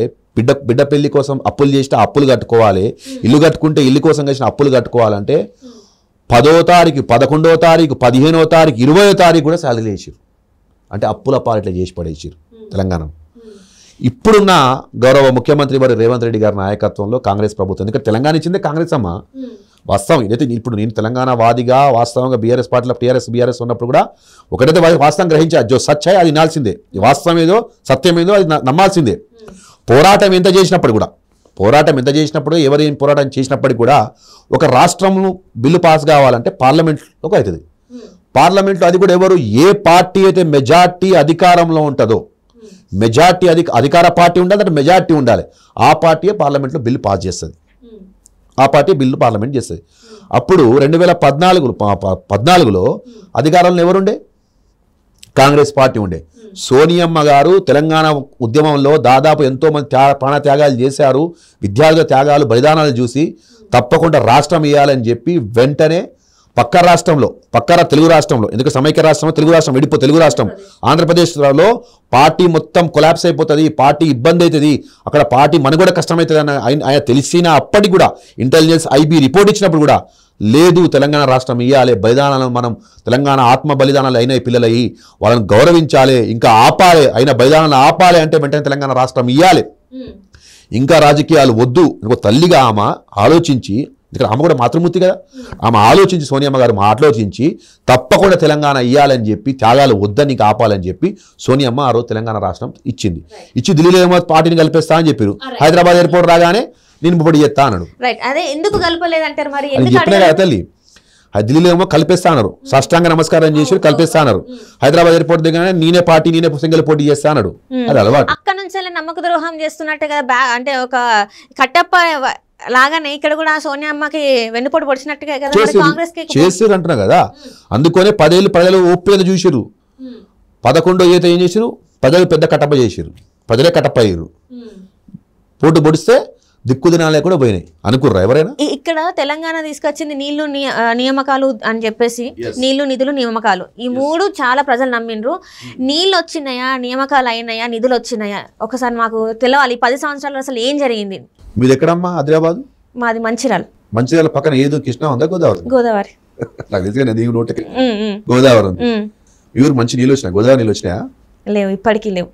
ఎందుకు తల్లి పక్కకే గోదావరి కదా. అదే అందరు అదే అంటారు, పక్కకే గోదావరి కదా మరి మీకెందుకు నీళ్ళు లేవని అన్నారు కదా, వేస్తామని ఇట్లా రాగానే మిషన్ భగీరథ నల్ల రాలే, నల్ల ఓపెన్ చేయగానే నీళ్లు రావాలి, ఏమంటారు కుండలో నీళ్ళు పడా, నీళ్ళలో మళ్ళీ కుండలో నీళ్ళు రావాలి, నీళ్ళు నిండిన తర్వాత నాకు ఓటేయమని చెప్పిండు కేసీఆర్. మళ్ళీ మీకు ఇంటికి నల్ల రాలే, ఇంటికి రాలే కదా. దీన్ని బట్టి అర్థం చేసుకోండి, మీరే ఒక ఎగ్జాంపుల్, మీరే ఒక ఉదాహరణ, మీరే సాక్ష్యం. ఏం చెప్పారు ఎలక్షన్ ముందు? ప్రతి ఇంటికి నల్ల రావాలి, నెలలో నీళ్లు రావాలి, నీళ్ళు ఎప్పగానే కుండ నిండాలి, కుండ నిండిన తర్వాత నాకు ఓటు ఏమన్నాడు. ఇక్కడ నిండింది ఆ కుండ? అందుకే ప్రజలు నల్ల లేదు, కుండ లేదు, నీళ్లు లేవు, పక్కనే గోదావరి గలగలా పాడుతుంది, మీ ఇంటికి నీళ్లు లేవు. అంటే అట్లనే ఇప్పుడు నీళ్ళ గురించి ఈ సమస్య అయితే నియామకాలు, ఉద్యోగాలు, ఎంతమంది పిల్లలు అక్కడ అశోక్ నగర్లో ఉరేసుకొని చాలామంది ఆత్మహత్యలు చేసుకొని ఎంతమంది ఉద్యోగాలు లేక అసలు ఎక్కడ చూసినా కూడా ఇదే సమస్య. దీనికి ఆన్సర్ ఏం, అసలు ఏం చెప్తారు మరి? తెలంగాణ వచ్చిన తర్వాత ఎన్నిసార్లు నోటిఫికేషన్ ఇచ్చారమ్మా? గ్రూప్ 1 గ్రూప్ 2 కానీ ఎక్కడ నోటిఫికేషన్ ఇచ్చారు? నొచ్చిన నోటిఫికేషన్ కూడా పేపరే లీక్ చేసిరు, పబ్లిక్ సర్వీస్ కమిషన్లో పేపరే లీక్ చేసిరు. కేటీఆర్ పిఏ తిరుపతి అని ఉంటాడు, గిత్తనే ఉంటాడు తిరుపతి అని. ఆ తిరుపతి ఆ స్కామ్లో ఉన్నారని చెప్పి పత్రికా విలేకరులు, మేధావులు కేటీఆర్ పిఏ ఆ స్కామ్లో నెత్తి నోరు కొట్టుకున్నా కూడా అతను ఊర్లో ఒకడు దుబాయ్లో ఉంటాడు. వాస్తవంగా అమ్మ గ్రూప్ 1 గ్రూప్ 2 ఎగ్జామ్ రాయాలంటే ఎన్నో నెలలు, ఒక సంవత్సరం ఎన్నో నెలలు కష్టపడి పగలనక రాత్రక లైబ్రరీలో నిద్ర తిండి మానుకొని గంటలు కాదు రోజు తరబడి లైబ్రరీలో కష్టపడితే కానీ గ్రూప్ 1 గ్రూప్ 2 ప్రిపేర్ కారు ఎవరైనా. అదే తిరుపతి ఊర్లో ఒక గ్రామంలో ఒక దుబాయ్కి వెళ్ళి వస్తే టక్కని ఎగ్జామ్ రాస్తారు. ఎట్లా రాస్తారు? ఎట్లా రాసిరు? పేపర్ లీక్ అయినప్పుడు రాసిరు. అది కరీంనగర్ మొత్తం తెలుసు, ఉమ్మడి కరీంనగర్ జిల్లా మొత్తం తెలుసు. ఎట్లా రాసిరు? ఎందుకు యాక్షన్ తీసుకోవాలి? అంటే ప్రభుత్వం చేతిలో ఉన్నది కాబట్టి ఏమైనా చేస్తారు. చేసి చూపించారు వాళ్ళు. ఎంతో మంది, వేల మంది, లక్షల మంది విద్యార్థుల జీవితాలతో పబ్లిక్ సర్వీస్ కమిషన్లో అవకతవకలు చేసి పేపర్ లీక్ చేసి జీవితాలతో ఆడుకున్న ఘనత వీళ్ళది. రైట్. అయితే ఇప్పుడు ఇదే క్వశ్చన్ ఏంటంటే, మరి కాంగ్రెస్ ప్రభుత్వం నిరుద్యోగులకి ఉద్యోగం కల్పిస్తుందా లేదా? అసలు తప్పకుండా కల్పిస్తుంది. ఆల్రెడీ దాన్ని ప్రిపేర్ చేస్తారు. పబ్లిక్ సర్వీస్ కమిషన్లో ఒక పోలీస్ అధికారిని పెట్టినామంటేనే దాంట్లో మీరు అర్థం చేసుకోవచ్చు. సిన్సియర్గా, సీరియస్గా, హానబుల్గా నడవాలి పబ్లిక్ సర్వీస్ కమిషన్ గారికి అని చెప్పి మాజీ డీజీ మహేందర్ రెడ్డి గారికి దాన్ని చైర్మన్ చేశారు. ఇప్పటికైతే కాంగ్రెస్ ప్రభుత్వం వచ్చి 3 నెలలు అయితే కంప్లీట్ అవుతుంది. ఈ 3 నెలల్లో మీరు చూసిన చేంజ్ అయింది, అప్పటి ప్రభుత్వానికి ఇప్పటి ప్రభుత్వానికి చేంజ్ అయింది? భూమికి ఆకాశానికి ఉన్న వ్యత్యాసం ఉంది. భూమికి ఆకాశానికి ఉన్న వ్యత్యాసం ఉంది. నేను డిప్యూటీ మేయర్గా ఉన్నప్పుడు సెక్రటేరియట్లో పోయి సీఎంని కలవాలంటే 4 నెలలకు 5 నెలలకు 6 నెలలకు కలుస్తుండే పాత సెక్రటరీ కూలకు ముందు. తర్వాత సెక్రటరీ కూలిన తర్వాత సీఎం అయితే నేను సెక్రటరీలో చూడలేగా. గంత పెద్ద కట్టిండ్రు కదా, ఇప్పుడు మళ్ళీ కొత్త సెక్రటరీ కట్టారు కదా. కొత్త సెక్రటరీ కట్టిన తర్వాత కూడా 6 నెలల దాకా ముఖ్యమంత్రిగా ఉండే. అప్పుడు కూడా కరెక్ట్ 4-5 సార్లు వచ్చిండు అంతే. ఓపెనింగ్ వచ్చారు, మళ్ళీ ఒక 4-5 సార్లు కూర్చురు, అంతే 4 సార్లు అయిపోయాయి. తర్వాత ఎప్పుడు లేదు. నేను ఇప్పుడు వచ్చేటప్పుడు ఇందాక మా జిహెచ్ఎంసీ ఆఫీస్లో చిన్న పని ఉంటే హెడ్ ఆఫీస్ పోయేసి నేను చూస్తున్నాను. సెక్రటరియట్లో ప్రతి ఒక్క బాధ కలిగిన వ్యక్తి, కష్టం ఉన్నవారు, ప్రభుత్వంలో పని చేయించుకుందామని, ప్రభుత్వంలో ఏదో ఒక శాఖలో పనున్న వాళ్ళు, ఉద్యోగులు కావచ్చు, సామాన్యుడు కావచ్చు, అందరూ కూడా సెక్రటరియట్ లోపల ఉన్నారు. ఇసుకేసరానంత జనం అక్కడ కనబడుతున్నారు. ప్రతి పార్కింగ్ గార్డ్ అన్ని ఫుల్ అయిపోయింది. సెక్రటరియట్ అంటే అన్ని శాఖలకు హబ్బు. నిజంగా ఆ హబ్బు దగ్గర ప్రజలు ప్రజాస్వామ్యంలో పని చేయించుకోవడానికి నిలబడి ప్రజలు ఆవిడ నుండి పని చేయించుకుంటున్నారు. అదే గతంలో 6 నెలల ముందు సెక్రటరీ ఏం లేదు, ఉట్ట బిల్డింగ్ కనబడటం, అది ఒక ప్యాలెస్ లెక్క కనబడుతుంది. అది ప్యాలెస్ కాదు, ప్రజలకు సేవను అందించే ఒక భవనం. అది భవనం లెక్కనే ఉంది ఇప్పుడు అది కాంగ్రెస్ ప్రభుత్వం హయాంలో. ఇప్పుడు నాకు ఒక డౌట్ ఏంటంటే, అందులో కూడా ఏదైతే సెక్రటేరియట్ ఉందో ఆ కట్టడంలో కూడా అవినీతి జరిగిందని చెప్పేసి అయితే వార్తలు వచ్చినాయి. అందులో నిజం ఉందా లేదా? 100% ఉంది. ఫస్ట్ ఏం చేస్తారంటే టెండర్ కాల్ చేస్తారు వాళ్ళు. ఒక 100 కోట్లు టెండర్ కాల్ చేస్తారు. దానికి నేను 100 కోట్లు అని చెప్పి నేను ఒక 99 క్రోడ్స్కు నేను టెండర్లో పార్టిసిపేట్ చేస్తాను. ఓకే అంటారు. మళ్ళీ రీటెండర్ వేస్తారు దాన్ని, మళ్ళీ రివైజ్ మళ్ళీ టెండర్ పెడతారు. అది 100 పోయి 150 అవుతుంది, 150 పోయి 200 అవుతుంది, 200 అయ్యి 250 అవుతుంది. అంటే పెరుగుతూనే ఉంటుంది, రివైజ్ చేస్తూనే ఉంటారు వాళ్ళు. వాళ్ళ మనిషికి ఫస్ట్ టెండర్ ఇప్పించుకుంటారు, తక్కువతో వేసి ఇప్పించుకున్న తర్వాత మళ్ళీ సరిపోలే మళ్ళీ రివైజ్ టెండర్ వేస్తారు. మళ్ళీ రివైజ్ అతనికే వస్తుంటుంది టెండర్లో. ఇలా చేసి ప్రతి ఒక్కటే అవినీతి.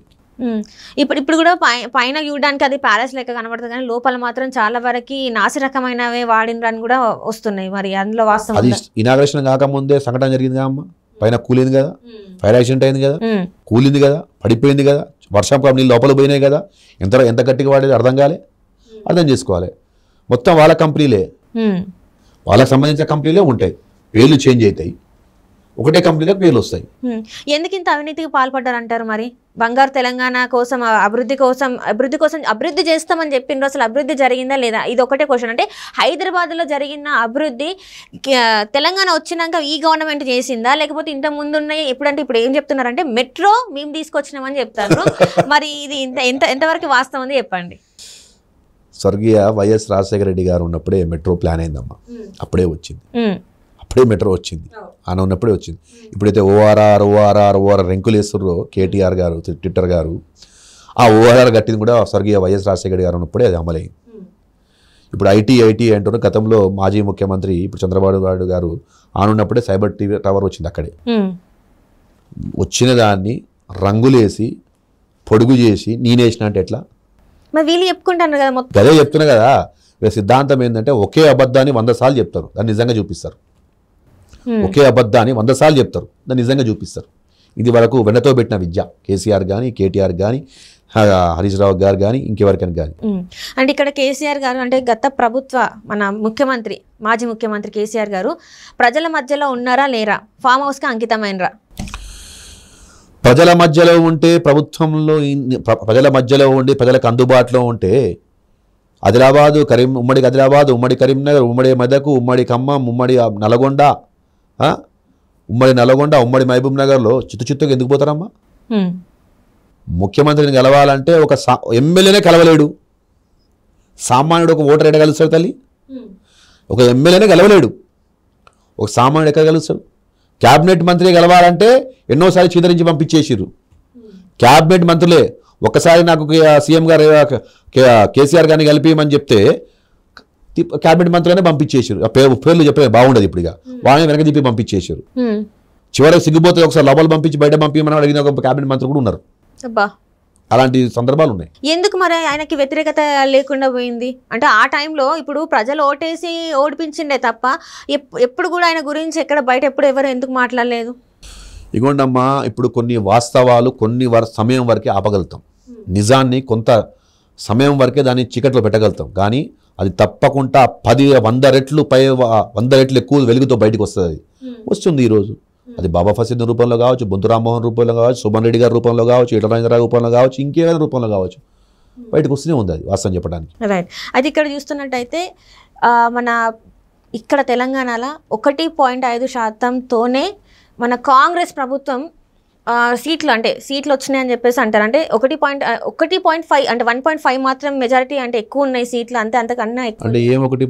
అంటే ఇప్పుడు ఎమ్మెల్యే ఇప్పుడు మొన్న జరిగిన ఎలక్షన్స్ లో 1.5 మాత్రమే ఎక్కువ ఉంది, మిగతాదంతా బీఆర్ఎస్ మాత్రమే గెలిచిండ్రు. ఇది మెజారిటీ అంటే సీట్లు గెలవడం, ఎమ్మెల్యే సీట్లు గెలిచింది మాత్రం ఎక్కువ వరకు అయితే అది ఆ మార్జిన్ అనేది 1.5 మాత్రమే ఉందండి. 1.5 ఏంది? సీట్లా ఓట్లా ఏంది? సీట్లు అంటే ఓటు శాతం 1.5 మాత్రం. ఓటు శాతం అన్ని అబద్ధాలు ఎక్కడమ్మా? ఇదే ఒక అబద్ధాన్ని 100 సార్లు చెప్పి నిజం చేస్తారు.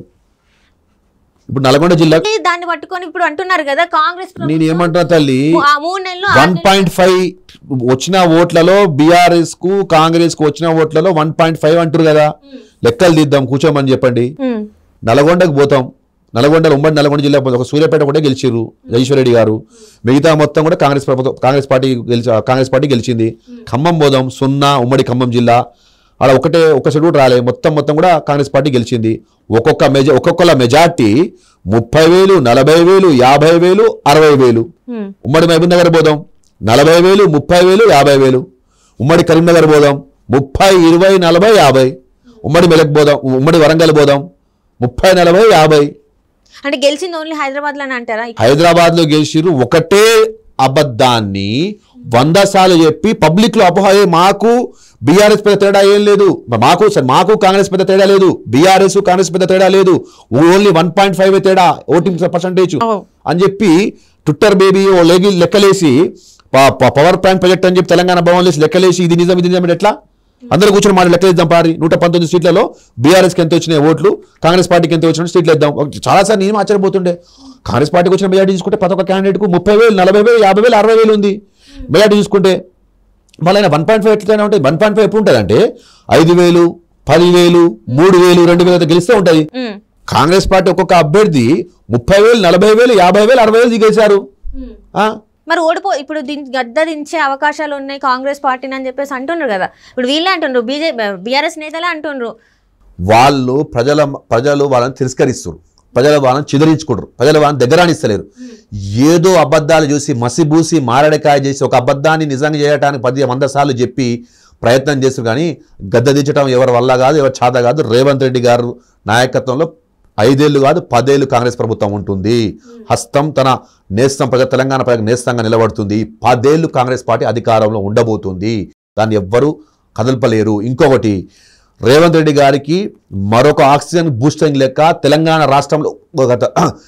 రాష్ట్రంలో గతంలో ఉద్యమంలో పోరాడిన ఉద్యమకారులు ఎవరైతే ఉన్నారో వాళ్ళందరూ కూడా రేవంత్ అన్న నాయకత్వంలో బలపరచడానికి అందరిగా వస్తున్న కాంగ్రెస్ పార్టీ వైపు వస్తున్న, బీఆర్ఎస్ పార్టీ వదిలేసి కాంగ్రెస్ పార్టీ వైపు వస్తున్నారు. నేను కావచ్చు, ముందు రామ్మోహన్ కావచ్చు, సోమన్ రెడ్డి గారు చాలా మంది ఉన్నారు, బల్దియాలో చాలా మంది ఉన్నారు, ఇవాళ తెలంగాణ ఉమ్మడి 10 జిల్లాలో చాలా మంది ఉన్నారు. ఉద్యమకారులందరూ కూడా కాంగ్రెస్ వైపు వస్తున్నారు. రేవంత్ అన్న నాయకత్వం, గౌరవ ముఖ్యమంత్రి గారి నాయకత్వం బలపరచడానికి వస్తున్నారు. అందరూ ఉంటారు. కాంగ్రెస్ పార్టీని కానీ కాంగ్రెస్ ప్రభుత్వాన్ని కానీ రేవంత్ అన్న నాయకత్వాన్ని టచ్ చేయడానికి వాళ్ళు 1000 సార్లు ఆలోచించుకోవాలి. అది ఇక్కడ నా ప్రశ్న ఏంటంటే, ఇక్కడ మీరు కేవలం కాంగ్రెస్ ప్రభుత్వం ఇక్కడ వచ్చిందనే చెప్పేసి మీరు కాంగ్రెస్లోకి రావడం జరిగింది అంటే అధికారం కోసమే కాంగ్రెస్లోకి వచ్చారా మీరు?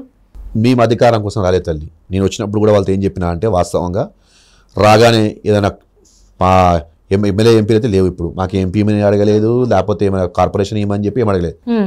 బీఆర్ఎస్ పార్టీలో సిన్సియర్గా టీఆర్ఎస్లో గతంలో సిన్సియర్ కార్యకర్తగా ఉద్యమంలో పనిచేశాను. నిధులు నియామకాలు, నీళ్లు నిధులు నియామకాలు, దళితులు బహుజనులు మైనార్టీలకు అధికారం కోసం ఏమైతే తెలంగాణ కలలు కన్నామో ఆ కలలు కన్న తెలంగాణ రేవంత్ రెడ్డి గారు ముఖ్యమంత్రి గారి నాయకత్వంలో కాంగ్రెస్ పార్టీ గారితో సాధ్యమవుతుందని చెప్పి వచ్చాం. దానికోసం పనిచేయడం కోసం వచ్చి కమిట్మెంట్గా పనిచేయడం కోసం వచ్చాం. అంటే ఇప్పుడు మీతో పాటు ఇంకా బీఆర్ఎస్ నేతలు కొంతమంది వస్తున్నారని కూడా వార్త. కొంతమంది కాదు, వందలాది కాదు, 1000 మంది బీఆర్ఎస్ కార్యకర్తలు, ఉద్యమకారులు రేవంత్ అన్న నాయకత్వం కాంగ్రెస్ పార్టీలో రావడానికి సిద్ధంగా ఉన్నారు, వస్తున్నారు. ఇప్పుడు మీరు చెప్పిండ్రు చాలా మంది బీఆర్ఎస్ కార్యకర్తలు అయితే మీతో పాటు వస్తున్నారు అని చెప్పేసి. కార్పొరేటర్లే వస్తున్నారు. ఎస్. మీరు ఏమైనా పేర్లు చెప్తారా మరి? ఇప్పుడు రేపు మా యొక్క డిప్యూటీ మేయర్ గారు మోతి శ్రీలతయ్య గారు వస్తున్నారు. ఇంత ధైర్యంగా చెప్తున్నారు కదా, మరి మీకు ఏమన్నా బెదిరింపు అట్లా? నేనేమంటున్నా తల్లి, నేను ఆ రోజు సమైక్య పాలనలో పోలీసుల బంధువుల తూటాలకు, గుండాలకు, రౌడీలకు భయపడలే. ఇప్పుడు మాగంటి గోపీనాథ్ నన్ను చంపేద్దామని పూర్తి ప్రయత్నాలు చేసినప్పుడు కూడా నేను భయపడలే. ఇప్పుడు మళ్ళీ ఈ బెదిరింపు కాళ్ళు చేసుడాన్ని ఎందుకు ప్రాణంగా పెట్టి ఉద్యమం చేసిన ఉద్యమకారుడు సిపాయిని ఇవన్నీ దాంట్లో భయపడే తాటాకు చెప్పలకు భయపడే వ్యక్తిని కాదు నేను. రైట్. మరి మీరు చెప్తున్నారు కొన్ని ఏంటంటే మీరు చేసిన వ్యాఖ్యలు ఏంటంటే కేటీఆర్ మోసం చేసిండని చెప్పేసి చెప్తున్నారు. అందులో మరి ఏం మోసం చేసిండు మిమ్మల్ని? ఒకళ్ళ ఇద్దరు నన్ను మోసం చేసిరు, ముందు రామ్మోహన్ చేసిరు, వినయ్ భాస్కర్ మోసం చేసిరు, మోతి సునీత యాదవ్ గారిని మోసం చేసి, తెలంగాణ ఉద్యమ పద్మారావుని మోసం చేసి, చాలా మందిని మోసం చేశారు. ఒకటి అయితేనా ఆయన పార్టీకి సిన్సియర్ గా పనిచేసి అందరూ మోసం చేసిన. అంటే మోసం చేసిందంటే ఇప్పుడు ప్రజలు మోసం చేసిందంటే ఒప్పుకోరు కదా, ఏం జరిగింది కావాలి. ఫస్ట్ నాతో పాటు పనిచేసి పార్టీకి సరిగ్గా పని చేయకపోయి, పార్టీలో సీనియారిటీ లేకపోయినా, పార్టీలో కమిట్మెంట్ లేకపోయినా, పార్టీ కోసం ఏం చేయకపోయినా వాళ్ళకి ఎమ్మెల్యేలు ఇచ్చిరు, ఎంపీలు ఇచ్చిరు, చైర్మన్ 2 సార్లు 3 సార్లు వాళ్ళని రెన్యువల్ చేసిరు. వాళ్ళు ఏది అడిగితే చేసిరు. వాడిని అన్ని విధాలుగా రాజకీయ పరకంగా కానీ, అధికార పరకంగా కానీ, వాళ్ళని ఆర్థిక పరంగా కానీ అన్ని విధాలుగా ఆదుకోరు.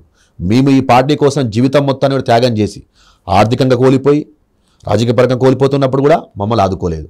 నా తర్వాత వచ్చిన వాళ్ళకి ఎమ్మెల్యేలు ఇచ్చిరు, ఎంపీలు ఇచ్చిరు, పార్టీలో ఏం పని చేయకపోయినా ఎమ్మెల్సీలు ఇచ్చిరు, చైర్మన్ 3 సార్లు ఇచ్చిరు, రెన్యువల్ చేసిరు.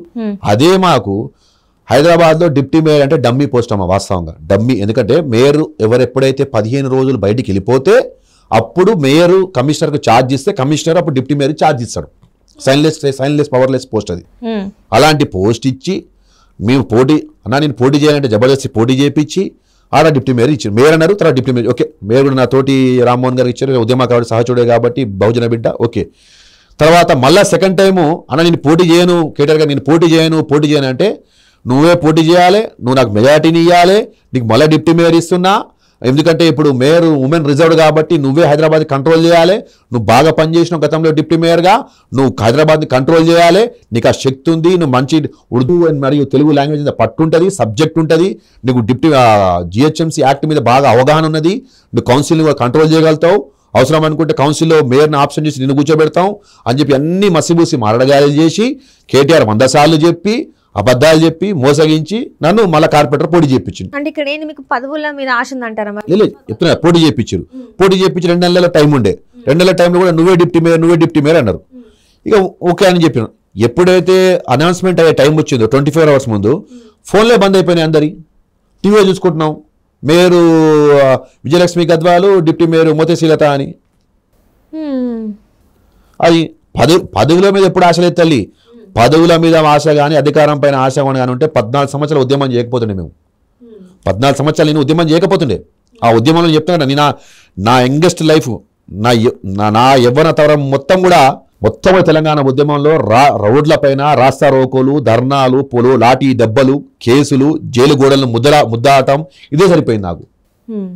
అంటే ఇప్పుడు మరి కాంగ్రెస్ ప్రభుత్వం నుంచి మీకు ఏమైనా పదవులు వచ్చే అవకాశం ఉన్నాయంటారా? మరి నేను ఇప్పుడు చెప్తున్నా, కాంగ్రెస్ పార్టీలో గతంలో ఏదైతే తెలంగాణ మేము కలలు కన్న తెలంగాణ ఏవైతే ఉన్నదో, నీళ్లు నిధులు నియామకాలు, దళితులు బహుజనులు మైనార్టీలు వాళ్లకు రాజ్యాధికారం, నీళ్లు నిధులు నియామకాల్లో అవకాశాలు, అన్ని హక్కుల కోసం రావటం జరిగింది. హక్కుల కోసమే ఒక సిన్సియర్ హానబుల్గా కమిట్మెంట్ కాంగ్రెస్ కార్యకర్తగా పనిచేస్తాం. అంటే ఇప్పుడు మీరు బీఆర్ఎస్ నుంచి బయటకు వచ్చిండ్రు, రేపు కాంగ్రెస్ నుంచి బయటకు వరని గ్యారెంటీ ఉన్నదా? మరి కాంగ్రెస్ ప్రజాస్వామ్య పార్టీ, డెమోక్రటిక్ పార్టీ, ఈ దేశాన్ని స్వతంత్రం తీసుకురావడంలో కీలక పాత్ర పోషించింది, తెలంగాణ రాష్ట్రం ఇచ్చింది పార్టీ కాంగ్రెస్ పార్టీ. 100% కమిట్మెంట్గా, హానబుల్గా, సిన్సియర్గా ఇదే పార్టీలో ఉంటాం. ఇక్కడ చాలా మంది నేతలు అట్లనే చెప్పిండ్రు, ఒక పార్టీ నుంచి బయటకు వచ్చి మేము ఇళ్ళనే ఉంటామని చెప్పేసి మళ్ళీ అలా నుంచి ఇంకో పార్టీలో చంపిన మస్తు మంది. వాళ్ళు వేరు, ఒక ఉద్యమకారుడు వేరు. వాళ్ళు రాజకీయ నాయకులు, నేను ఒక ఉద్యమకారుడిని. కమిట్మెంట్ అంటే కమిట్మెంటే. మేము అక్కడికి బయటికి టీఆర్ఎస్ నుంచి బీఆర్ఎస్ బయటికి రావటం అంటే ఒక రోజు అన్యాయం, 2 రోజు అన్యాయం. అసలు ఏ రాష్ట్రం కోసం ఏ నీళ్లు నిధులు నియామకాలు, దళితులు బహుజనులు మైనార్టీల హక్కుల కోసం పోరాటం చేశామో అవి ఎక్కడ నెరవేర్తలేవు. రోజు అవమానాలే. రాష్ట్రంలో ప్రభుత్వంలో ఏమైనా 9 సంవత్సరాలు నీళ్లు నిధులు నియామకాలు ఏమైనా దళితులు బహుజనులు మైనార్టీలకి హక్కులు వచ్చినట్టు అవి కూడా రాలే. కాబట్టి అన్ని చూసి బయటకు వచ్చినాం. ఎస్, ఇంకోటి ముఖ్యంగా పార్టీలో నేను ముఖ్యంగా బయటకు రావడానికి ఇక్కడ స్థానిక ఎమ్మెల్యే స్థానికంగా ఉన్న జూబ్లీస్ ఎమ్మెల్యే నా ప్రాణం పోతుంది, ఒక రౌడీ షీటర్లకు గూండాలకు సుపారీ ఇస్తుండు, ప్రాణం పోతుంది అన్న అని చెప్పి కేటీఆర్ 100 సార్లు చెప్పిన. 100 సార్లు చెప్పిన. టెక్స్ట్ మెసేజ్లు పెట్టినా, ట్విట్టర్ వాగేస్తున్నా, వాట్సాప్ మెసేజ్లు పెట్టినా, టెక్స్ట్ మెసేజ్లు పెట్టినా, లాస్ట్కి పోయి కలిసిన అన్న నీకు వీడియోలు పంపించిన, ఆడియోలు పంపించిన అని చెప్పి డైరెక్ట్ చెప్పిన. చూసి చూడకుండా వెళ్ళిపోవటం కేటీఆర్. ప్రాణం పోతున్నా కూడా ఇక్కడ పాటలు ఉంటాం. ఇక మరి ఒకప్పుడు మిమ్మల్ని అడిగిండ్రు కదా, మీతోనే మెజారిటీ వస్తుంది నాకు మళ్ళీ అని చెప్పేసి ఎవరు కేటీఆర్ అన్నారని చెప్పిండ్రు కదా, మరి ఎందుకు మళ్ళీ మీరు పెట్టిన మెసేజ్లకు ఎందుకు రిప్లై ఇవ్వలే? ఇక్కడ చెప్పినా కదా నీకు, మాగంటి గోపినాథ్ దగ్గర కంపెనీస్ ఉన్నాయి, సప్లయింగ్ కంపెనీస్ ఉన్నాయి. మా దగ్గర కంపెనీలు లేవు, ఇన్వెస్ట్మెంట్లు లేవు. మేము ఉద్యమం పనిచేస్తాం, కష్టపడతాం, సీనియర్ గదే ఉన్నాయి. ఆయన కంపెనీలు ఉన్నాయి, వాళ్ళు సప్లయింగ్ కంపెనీలు ఉన్నాయి. ఎవరైతే ప్రోత్సహించారో వాళ్ళే బీఆర్ఎస్ పార్టీలో ఉన్నారు, ఉద్యమకారులు లేరు అనేది వాస్తవం అంటారు. ఎస్, వాస్తవం 100%. పోదాంపల్లి తెలంగాణ భవన్ ఎంతమంది ఉద్యమకారులు ఉన్నారు? టీన్యూస్ భవన్ ఎంతమంది ఉద్యమకారులు ఉన్నారు? పోదాంపల్లి తెలంగాణ భవన్ ఎంతమంది ఉద్యమకారులు ఉన్నారు? అదే అంటున్నా కదా, 2014లో ఉంటాం క్యాబినెట్ ఎంతమంది ఉద్యమకారులు ఉన్నారు? 2018 బీఆర్ఎస్ పార్టీలో క్యాబినెట్ లో ఎంతమంది ఉద్యమకారులు ఉన్నారు? ఎంతమంది 119 సీట్లలో ఎంతమంది ఉద్యమకారులు టికెట్లు ఇచ్చారు? ఒక సింపుల్ ఎగ్జాంపుల్ చెప్తా, 100 మాటలు ఒక మాట. తెలంగాణ ఉద్యమం కోసం సర్వం కోల్పోయిన బహుజన బిడ్డ వినయ్ భాస్కర్కు మంత్రి పదవి ఇచ్చిరా. నిన్న మొన్న వచ్చి ఎర్రబెల్లి దయాకర్ రావు నై తెలంగాణ అని చెప్పి, జై తెలంగాణ అంటే కొట్టి దాడులు చేసిన నై తెలంగాణ అని చెప్పిన ఎర్రబెల్లి దయాకర్ రావు మంత్రి పదవి ఇచ్చారు. మళ్ళీ 14లో కానీ 18లో కానీ వినయ్ భాస్కర్ మంత్రి పదవి ఇవ్వకపోయి ఎందుకు ఇవ్వలే? అది మీరు నమ్ముతున్నారా? మరి తెలంగాణలో ఇప్పుడు 6 గ్యారంటీలతోనైతే కాంగ్రెస్ ప్రభుత్వం వచ్చింది, ప్రజలను అయితే కోరుకొని ఏరుకొని మరి కాంగ్రెస్ ప్రభుత్వాన్ని తెచ్చుకున్నారు. సరే, ఇప్పుడు మరి ఉద్యోగాల విషయంలో కానీ ఆడవాళ్ళ విషయంలో కానీ అన్ని మరి ఏదైతే అక్కడ కోల్పోయిండ్రో గత 10 సంవత్సరాలలో కోల్పోయింది ఇప్పుడు కాంగ్రెస్ ప్రభుత్వం తీసుకొస్తుంది అంటారా? 100% తీసుకొస్తుంది. పూర్తి నమ్మకం ఉంది, ఆత్మధైర్యం ఉంది. ఒక ఉద్యమకారుడుగా, ఒక విద్యార్థి నాయకుడుగా, ఉద్యమకారుడుగా, గతంలో కార్పొరేటర్గా డిప్యూటీ మేయర్ చేసి ఇప్పుడు కార్పొరేటర్గా ఉన్నాను, చూశాను. ప్రజల మధ్యలో ఉంటున్న నాయకుడిగా పూర్తి నమ్మకం. ఎందుకంటే రేవంత్ రెడ్డి గారు కమిట్మెంట్ ఉన్న లీడర్, సిన్సియర్గా పనిచేసే లీడర్. ఏదైతే చేయాలి అనుకుని దృఢ సంకల్పం ఉంటే మాత్రం ఎంత పెద్ద శక్తి అయినా ఆయన వెనక దగ్గడు. ఎందుకంటే 9.5 సంవత్సరానికి ఆయన బయట బాధ నేను ప్రభుత్వం నుండి చూసిన. అంటే ఇక్కడ కొన్ని ఆయన మీద అభ్యోగాలు కూడా ఉన్నాయి. ఎందుకంటే ఆంధ్రాలో ఎవరైతే చంద్రబాబు నాయుడు గారు ఉన్నారో ఆయన శిష్యుడు రేవంత్ రెడ్డి గారు. సో మళ్ళీ ఇక్కడికి ఆంధ్ర వాళ్ళు వచ్చే అవకాశం ఉంది, ఏలే అవకాశం ఉందని కూడా మాట్లాడుతున్నారు. మరి ఇందులో వాస్తవం లేదంటారా? 2009లో మహాకూటమి చంద్రబాబు నాయుడు గలగల మిలాన్ కేసీఆర్ జరిగినప్పుడు అప్పుడు గుర్తురా చంద్రబాబు నాయుడు ఆంధ్ర శిష్యుడని. 2009లో వైఎస్ రాజశేఖర రెడ్డి గారిని స్వర్గీయ వైఎస్ రాజశేఖర రెడ్డి గారిని తట్టుకోవడం చేతగాక అదే చంద్రబాబు నాయుడు గల్లగల్లే మిలాంచుకు తిరిగినప్పుడు అప్పుడు గుర్తులే చంద్రబాబు నాయుడు ఎవరు?